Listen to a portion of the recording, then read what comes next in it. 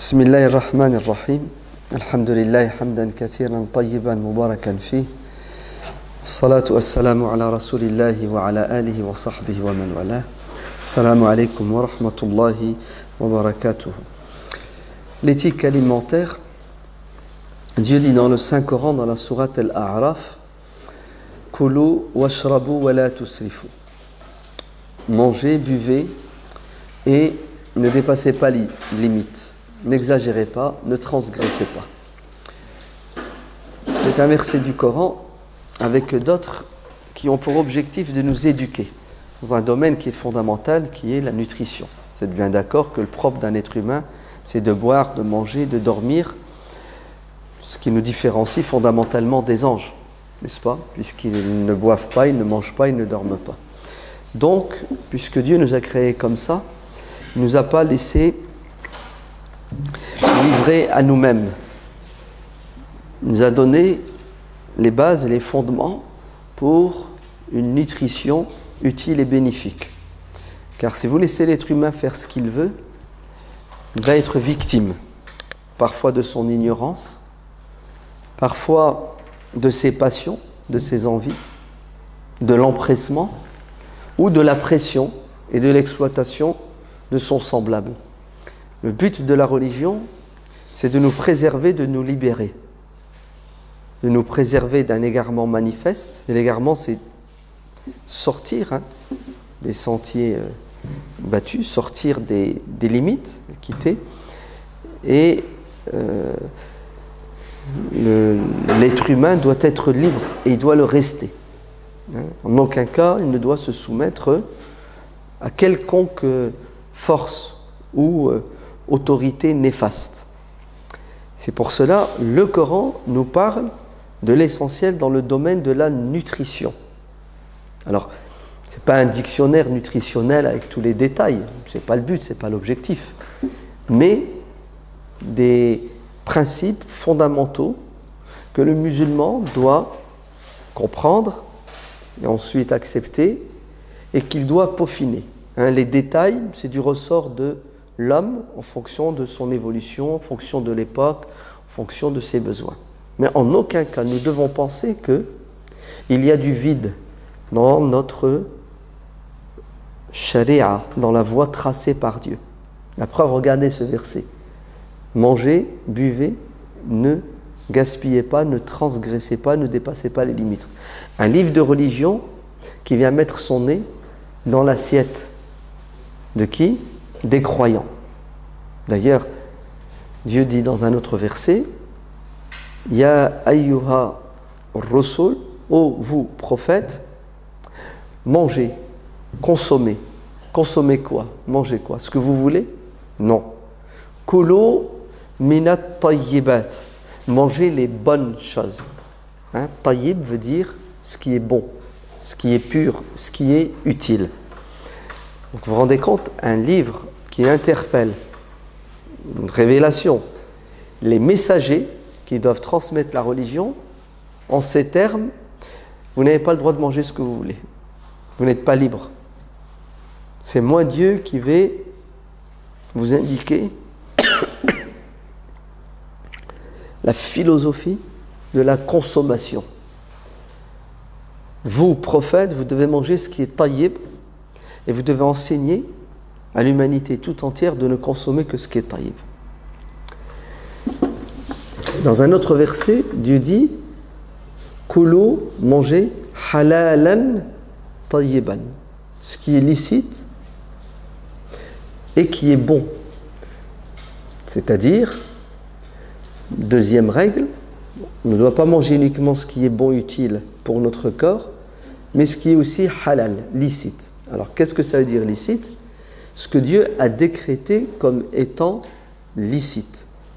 Pas nous, les êtres humains. Parce que sur quoi on va se baser pour dire qu'une chose est licite ou illicite? Automatiquement, il va y avoir un désordre. Non. C'est Dieu qui a prédéfini ce qui était halal et ce qui était haram.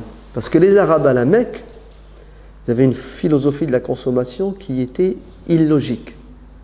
Dans la sourate Al-An'am, Dieu parle de ces lois instaurés par les Arabes qui n'ont aucun sens. Ainsi, tel chameau sera licite, le ham, hein,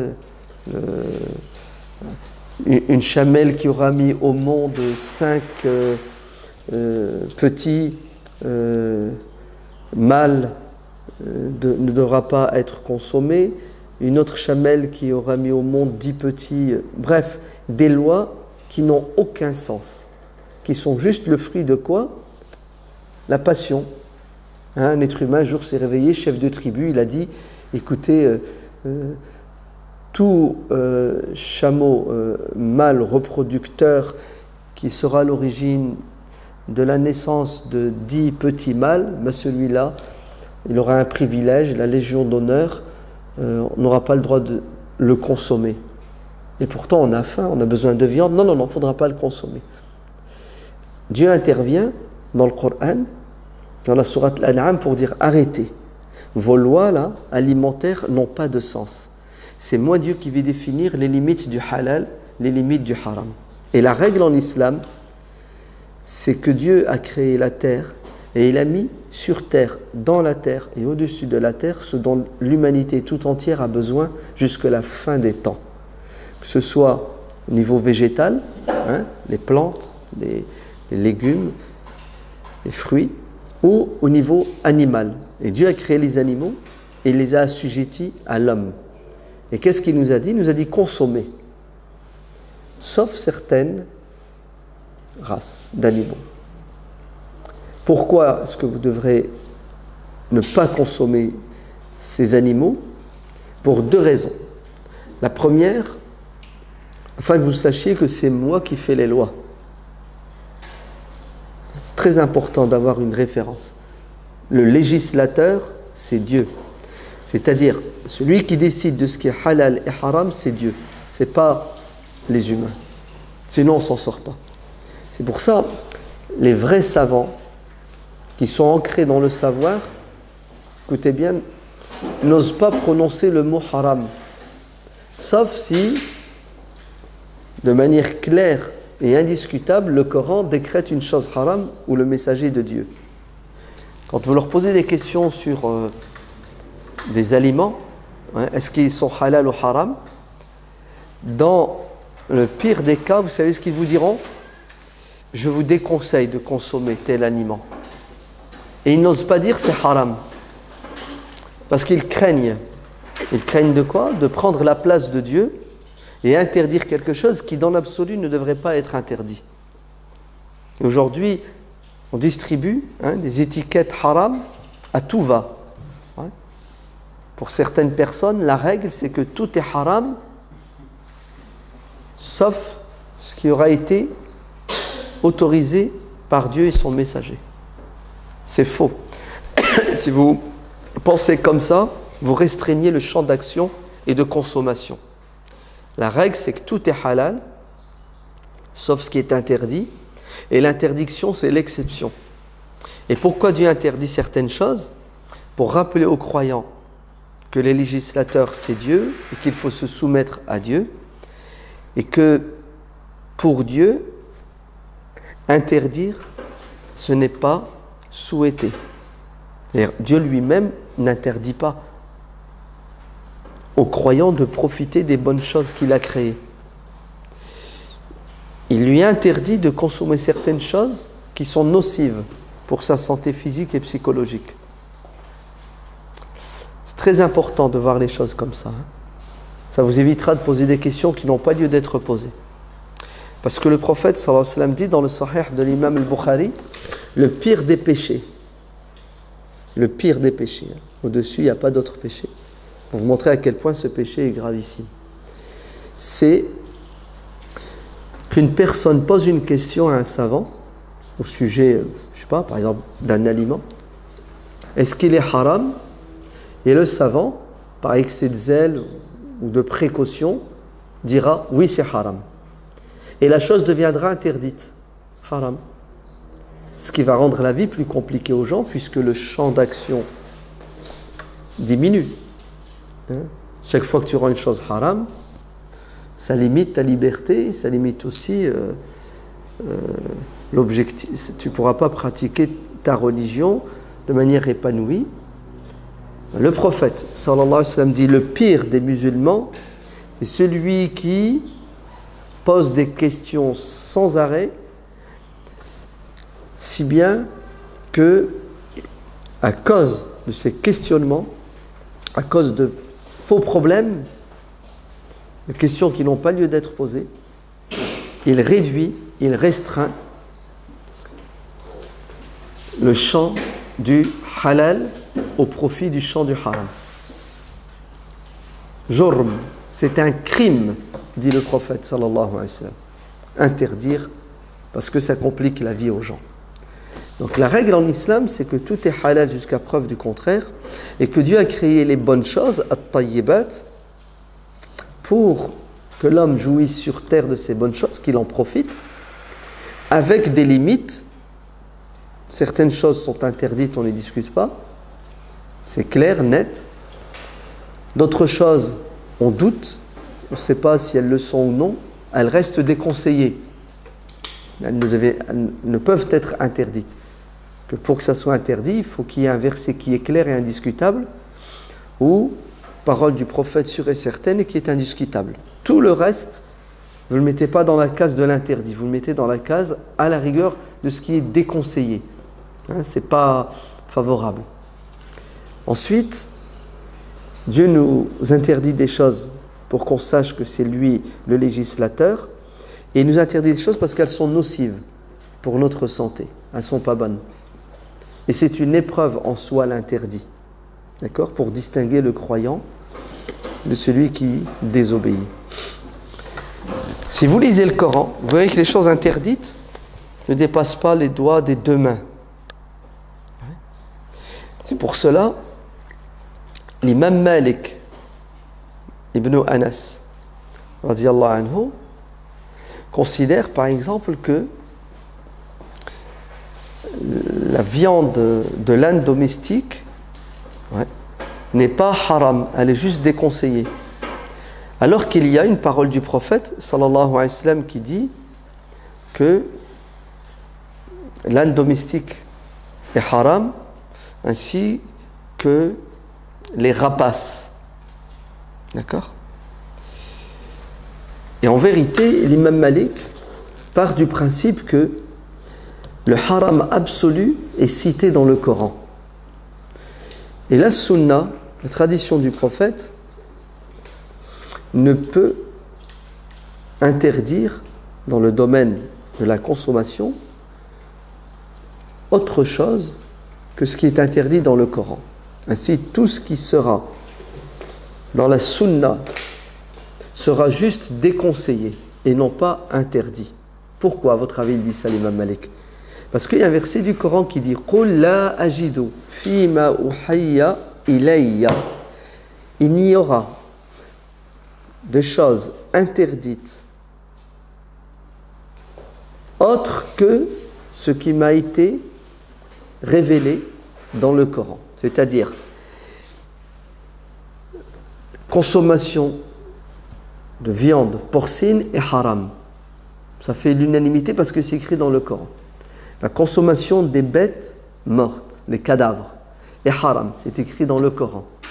Consommation du sang est haram parce que c'est écrit dans le Coran. La consommation des bêtes qui ont été sacrifiées sur l'autel d'une idole est haram. C'est écrit dans le Coran.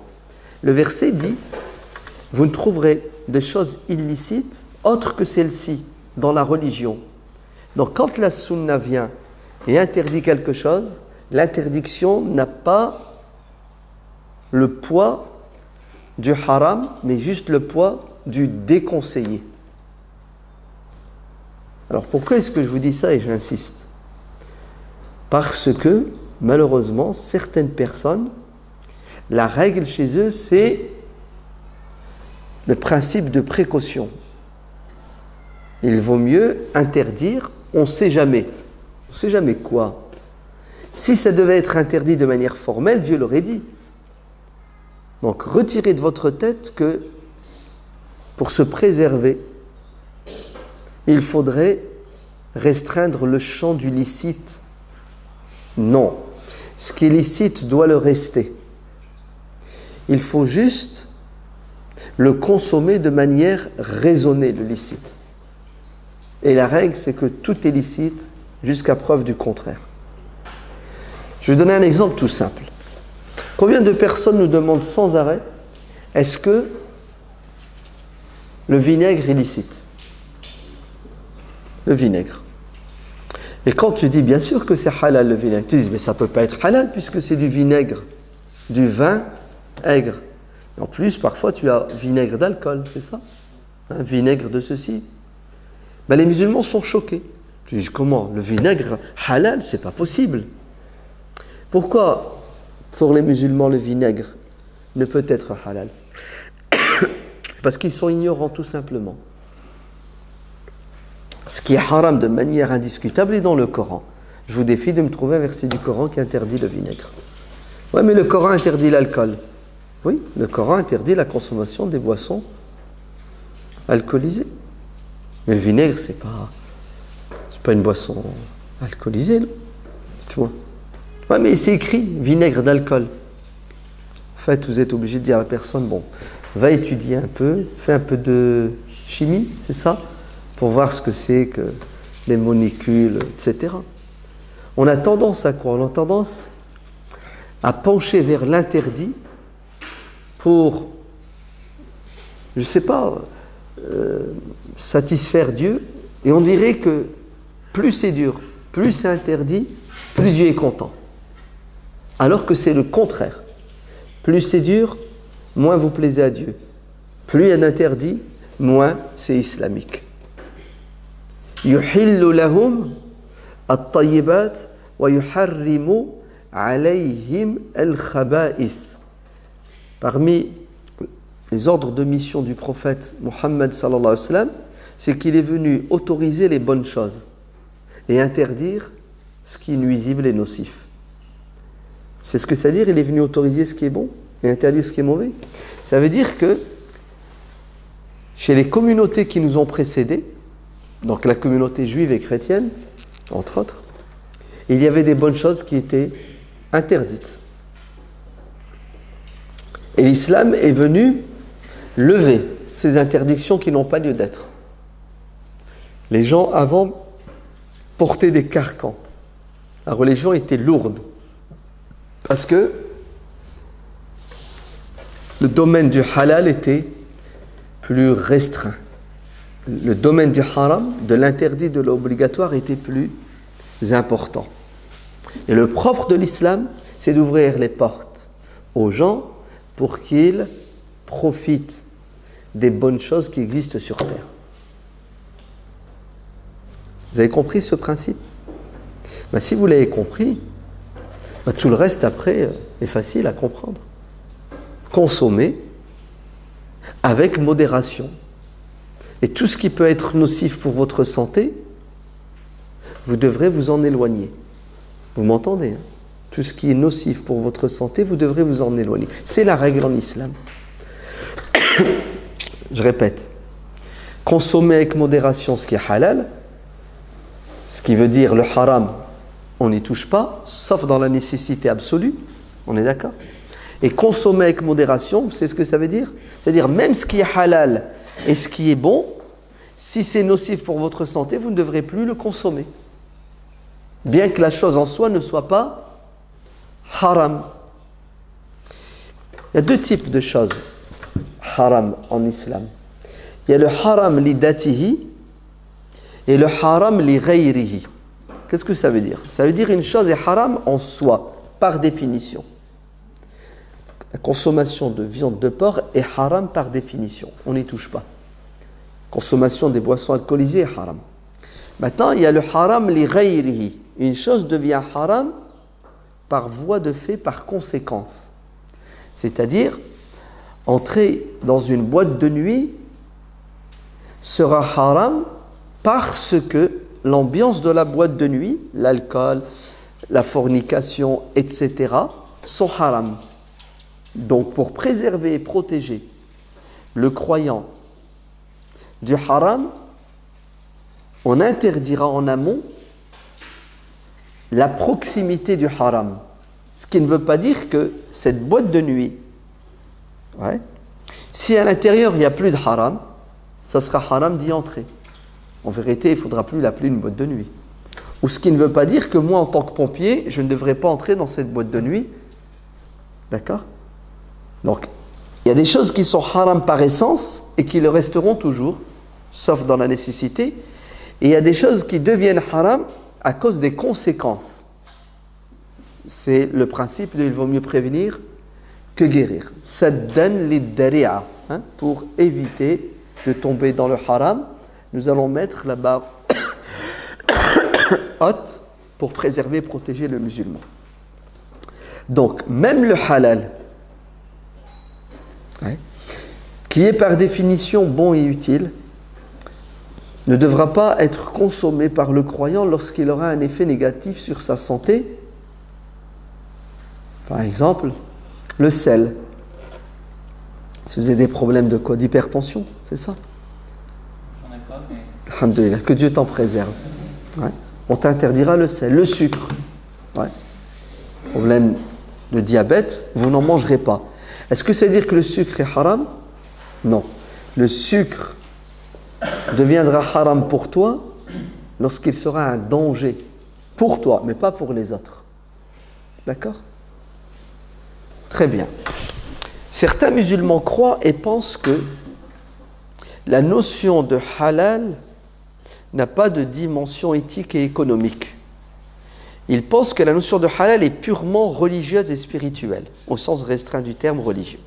C'est-à-dire, pour que cette bête puisse être consommée, la viande de cet animal puisse être consommée par un musulman, certains pensent qu'il suffit qu'elle soit immolée de manière halal. C'est-à-dire, vous ne prononcez pas autre que le nom de Dieu et vous faites saigner la bête. Ça, c'est au minimum. Certains rajoutent qu'il faut dire Bismillah, d'autres disent qu'il faut la diriger vers la Qibla. Le minimum, c'est que cette bête, quand elle est immolée, vous n'ayez pas prononcé le nom d'une autre divinité, d'accord? Et que vous sacrifiez la bête de manière à ce que le sang coule, à ce qu'elle soit vidée de la majorité de son sang. Certains musulmans pensent qu'il suffit de remplir ces deux conditions pour que la bête devienne halal. Ce qui en principe n'est pas faux, parce que tout le monde n'est pas censé savoir. Par exemple, que cette bête a été nourrie de manière tout à fait illicite. On ne le sait pas. Alors les musulmans se contentent. Se contentent de quoi? De l'essentiel, du minimum, de ce qu'ils savent en apparence. C'est pour ça l'islam ne veut pas non plus imposer aux musulmans des pratiques qu'ils ne pourront pas réaliser. Ouais. Mais aujourd'hui, walillahi alhamd, il y a ce qu'on appelle la traçabilité, c'est ça? Ouais. On est capable de savoir cette bête, d'où vient-elle, comment elle a été nourrie, etc., etc. Pourquoi est-ce que nous n'avons plus le droit aujourd'hui de nous contenter du halal au sens strict du terme, c'est-à-dire la manière dont la bête a été sacrifiée, faire couler le sang et ne pas évoquer autre que le nom de Dieu? Pourquoi? Parce que vous savez tous qu'aujourd'hui, à cause des lobbies de l'alimentaire, que la plupart des animaux sont nourris de manière sauvage, où on ne respecte ni l'éthique, ni l'intérêt de l'être humain. Prenons l'exemple de la volaille. Vous êtes au courant. Ouais. Donc les poussins, déjà à la naissance, le premier jour, dès que le poussin sort de l'œuf, il y a une sélection qui est faite. On prend les poussins, par exemple femelles, et on les jette, mais il faut voir comment ils les traitent. C'est des spécialistes qui arrivent à déterminer le sexe du poussin, et on jette ça comme on jette un caillou, alors que ce sont des êtres vivants, et ils sont broyés. Broyés pour devenir à nouveau de l'aliment. Ouais. Et après, ces poussins, en même pas l'espace de 40 jours, ils sont en train de pousser leurs recherches et leurs études pour diminuer le temps. C'est-à-dire 39 jours, 38 jours. Parce qu'un jour égale 1 million d'euros. Vous entendez, c'est que du calcul. Hein. Et en même pas l'espace de 30 jours, 40 jours, ce poussin est passé de 10 grammes à 1 kilo, ouais, à 800 grammes. Bien entendu, comment est-ce qu'il a été nourri?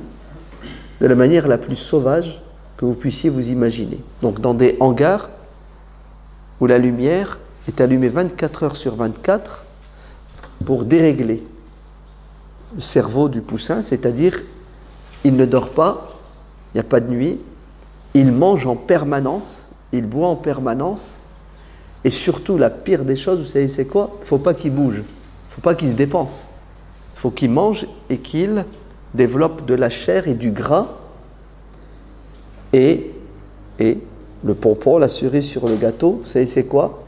La nourriture est bourrée de médicaments pour qu'il ne tombe pas malade. Surtout pas que M. Poussin attrape un rhume. Car vous savez que le rhume est une maladie contagieuse. Et si on laisse faire la nature, sur 1000 poussins, vous êtes sûr et certain qu'un tiers va mourir. Mais l'être humain intervient dans les lois naturelles pour essayer de les dérégler pour des raisons purement économiques. C'est mercantile. Résultat, qu'est-ce que l'être humain va consommer? Du halal, comment? Tayyib? Non. Du halal khabith. Et là, on tombe dans la contradiction. Le halal ne peut et ne doit être que tayyib. Le halal ne peut être que bon, puisque Dieu a créé les bonnes choses pour l'être humain. Tu ne peux pas dire qu'une chose est halal et mauvaise en même temps. Ça n'a pas de sens. Aujourd'hui, les musulmans, à cause de leur compréhension superficielle de la religion, ils sont dans le technique. Vous entendez? Que le technique. Ouais. La bête, elle a été sacrifiée, ouais, le sang est sorti, on n'a pas dit au nom de Krishna, c'est halal. Maintenant, tu manges des antibiotiques à longueur de journée et je ne sais quoi d'autre comme médicament. J'avais lu, hein, écoutez bien, dans les fin des années 80, que les poulets qui étaient exportés en Égypte, écoutez bien, ils ont découvert des millions de tonnes de poulets pendant des années exportés en Égypte, étaient des poulets qui avaient été nourris avec des aliments dans lesquels il y avait des médicaments, bon ça c'est pour tout le monde, et vous savez ce qu'ils ont rajouté? Ils ont rajouté des contraceptifs. Vous entendez? Des contraceptifs. Pour que les Égyptiennes n'enfantent plus.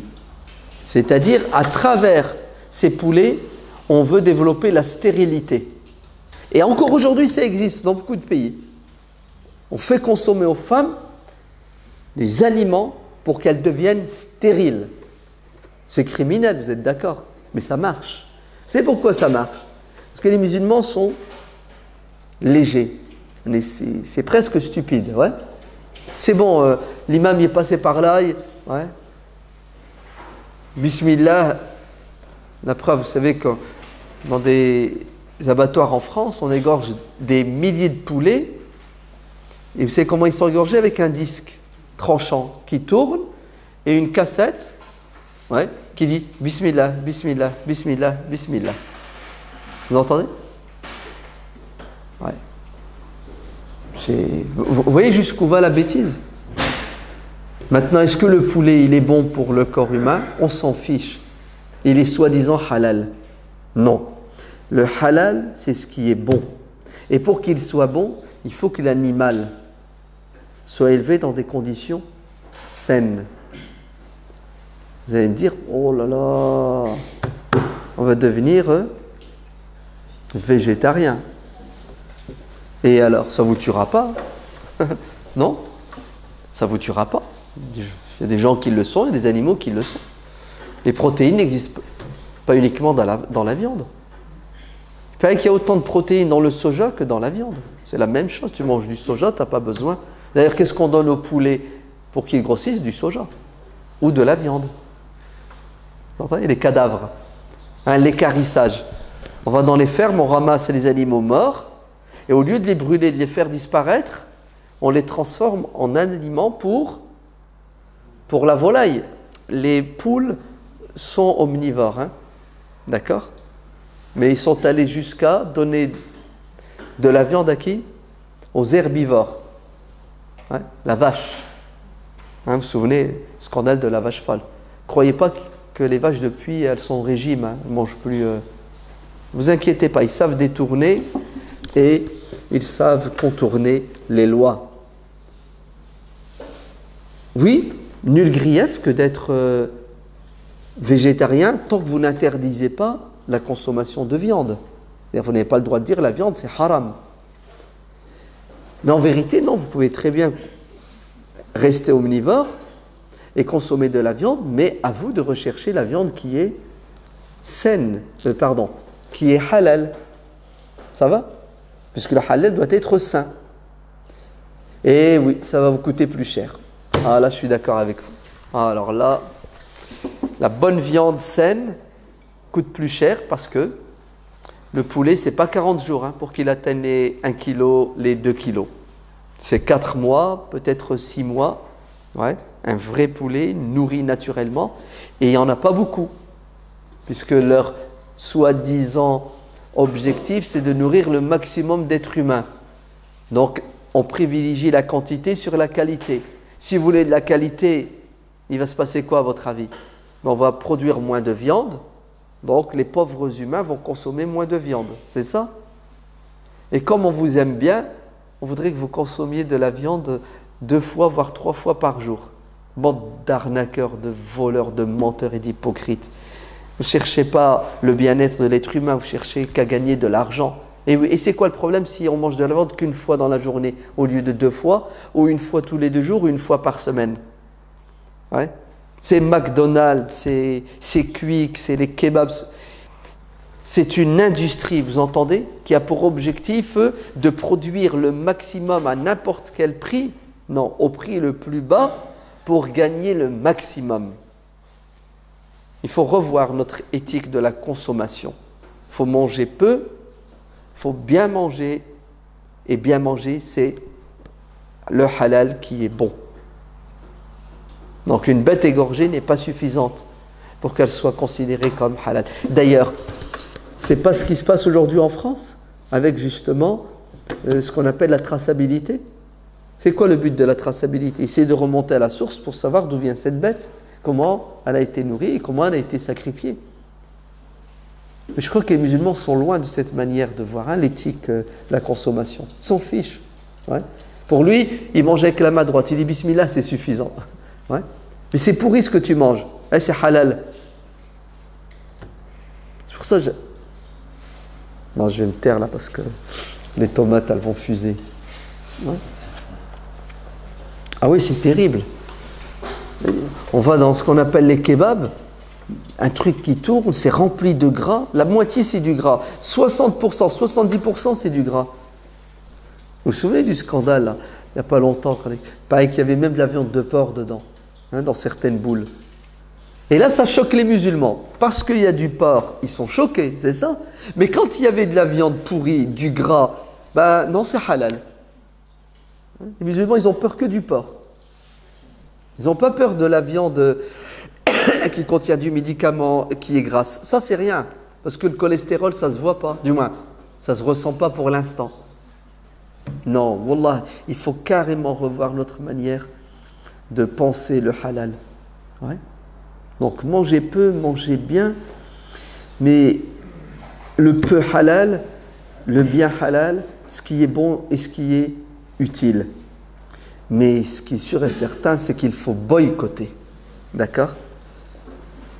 Tous les produits qui sont potentiellement nocifs et dangereux. Vous entendez potentiellement? C'est-à-dire, dès qu'il y a le doute, abstiens-toi. Pourquoi? Parce que c'est ta santé qui est en jeu. Hein? Ne mangez pas. Allez, regardez la piété du musulman, comment elle est bancale. Ouais.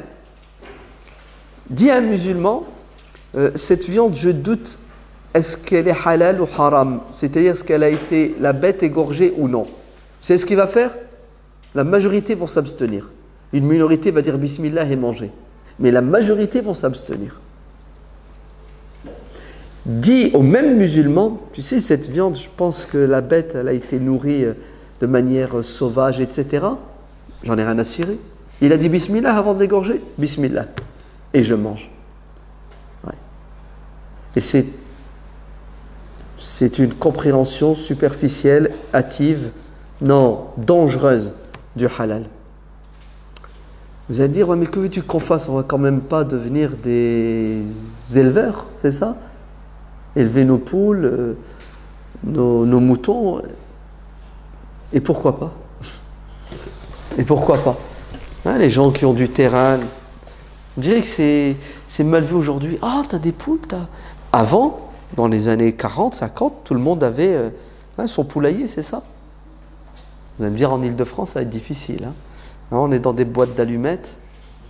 Tiens, pourquoi est-ce qu'on ne referait pas une intervention sur l'architecture halal? Non? L'urbanisme halal. Ouais. Vous voyez comment tout est lié, subhanallah. Même l'urbanisme aujourd'hui, il est pensé de manière purement économique et mercantile. Et pourtant, il y a de la surface en France. Hein. Il y a du terrain en France, oui ou non? Hein, sortez un peu de l'Île-de-France, roulez, vous allez voir des centaines et des milliers de kilomètres de friches. Non, on concentre les gens, c'est ça, dans des villes, la pollution, ouais, c'est plus des demeures où il y a la paix, mais ce sont des prisons, hein, où l'être humain étouffe. Oui, vraiment, je crois qu'il faut tout revoir.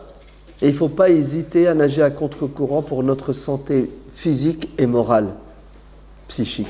Éloignez-vous.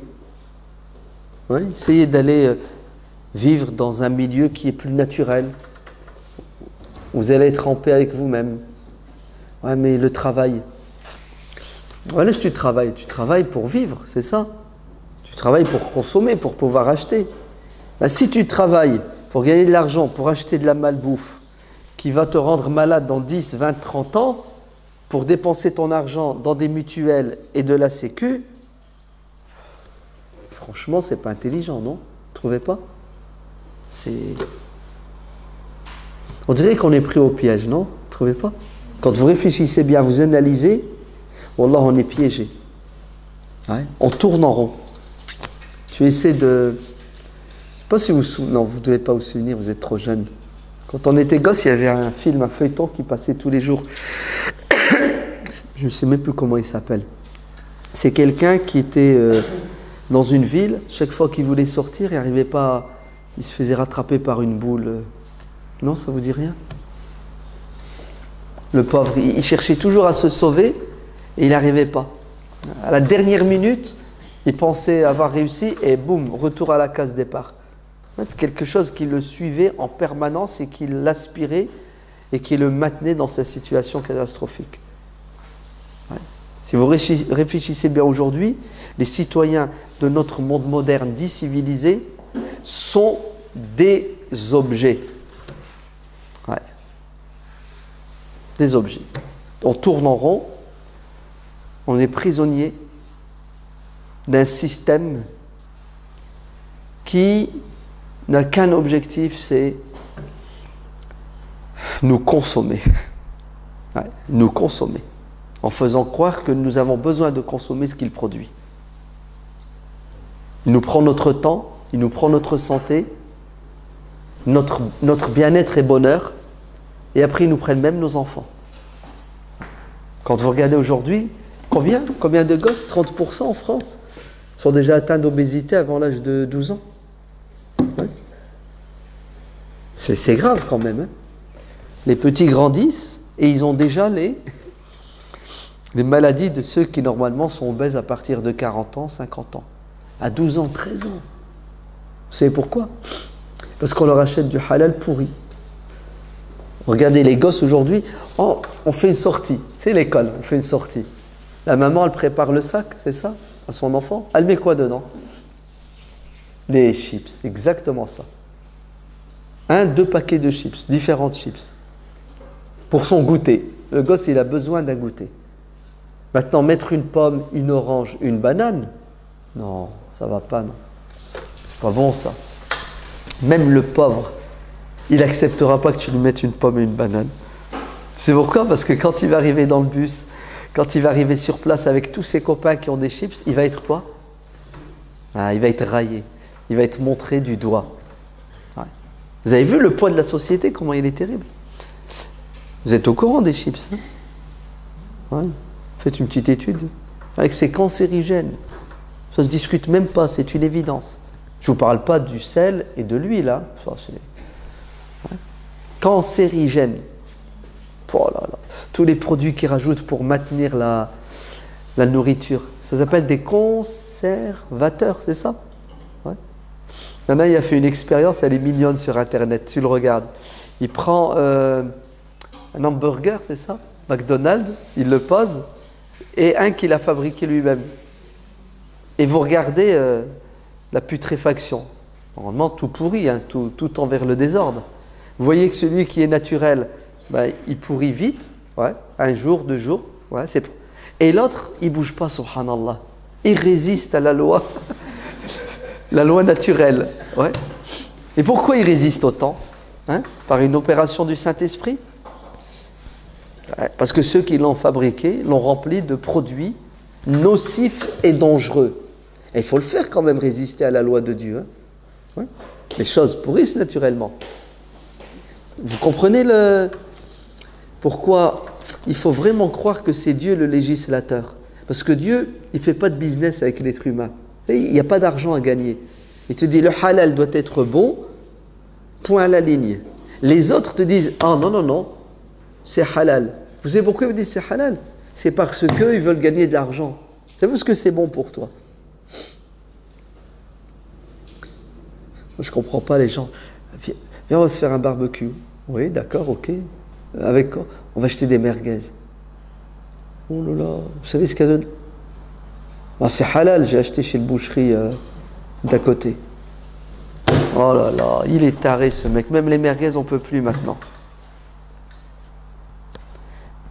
Vous avez déjà vu les bouchers, comment ils bossent? Non? Vous savez, quand ils prennent la viande, ils enlèvent des morceaux, du gras, des nerfs, ouais. Même parfois, la viande, à un moment donné, elle devient en surface un peu bleutée, ça. Ouais. C'est normal, hein? Ouais. Il y a des caillots de sang. On purifie le quartier de viande de tout ce qui est pas très bon, c'est ça? Est-ce que vous croyez qu'ils jettent tout ça? Il y a un bac, hein? Tout est récupéré et ça passe dans l'antichambre. L'antichambre du halal. Et ça ressort avec une merguez halal. Une merguez remplie de quoi, à votre avis? Remplie, hein? Ras al-Lanout. Ouais, ça vous dit quelque chose? Ras al-Hanout, là. Hein? Des épices spéciales merguez. Ouais. Oh, elle est magnifique, elle est piquante. Ah oui. Comme ça, tu ne sens pas le vrai goût. Si tu devais sentir et goûter le vrai goût, mon frère, tu la vomirais, non? Et on y va. Il y a de l'eau, hein, en plus. Et on mange, cool, tranquille. On s'est fait un superbe barbecue. Ouais. Ah là là. Il ne reste plus beaucoup de choses, n'est-ce pas? Non, il reste énormément de choses. Il faut juste déplacer son centre d'intérêt. Wallah, il y a beaucoup de choses halal. Sinon, Dieu ne nous demanderait pas de consommer le halal. Il faut juste changer ses habitudes alimentaires. Vous avez compris? Il faut juste faire différemment de la masse. Quitte à ce que je sois montré du doigt. Et alors? Je suis libre quand même de manger ce que je veux. Non, je suis désolé, je ne mange pas. Pourquoi tu ne manges pas? J'aime pas. Allez, vas-y, tu veux que je t'explique? Pour telle et telle raison, et nous allons faire de plus en plus de convaincus. Et on arrivera peut-être à changer les choses. D'ailleurs, il y a une économie qui est développée. Non? Vous n'êtes pas au courant? Si, ça existe maintenant dans beaucoup de villes en France. C'est le producteur, le consommateur sans intermédiaire. Comment ça s'appelle? Les AMAP? Ouais. Ça existe partout, du moins dans beaucoup de villes en France. Ouais. Et on évite qui? On évite les fameux intermédiaires qui font que les produits sont multipliés par 3, le prix. Ouais. Donc le transporteur, celui qui va la conserver pendant 3-4 jours, le temps que les prix reviennent à la hausse. Vous avez compris? Mais surtout, le distributeur, c'est-à-dire la grande surface. D'accord? Autant acheter directement chez le producteur et autant acheter chez des producteurs qui ont le souci de l'éthique, de la consommation.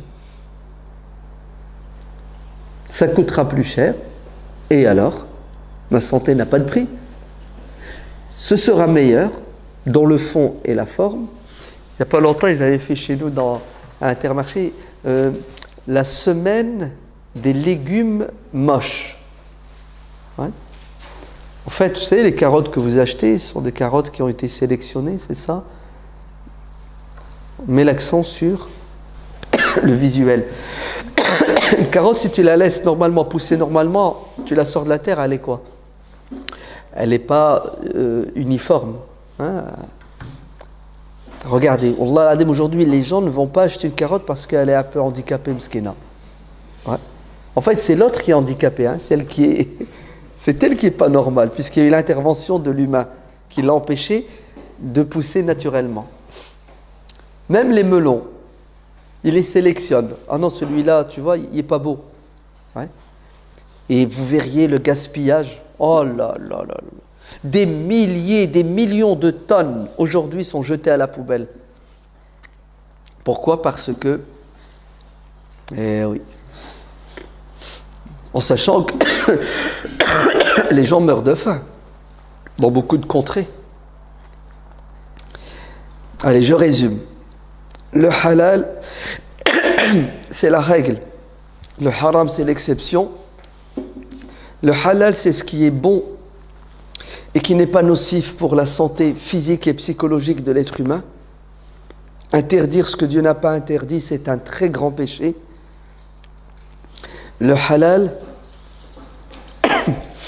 certes, va coûter plus cher que le pseudo-halal qui est répandu aujourd'hui à cause d'une compréhension superficielle de la religion qui résume le halal à un rituel, le sacrifice, alors que la production, la vente doivent être aussi halal. La traçabilité est fondamentale.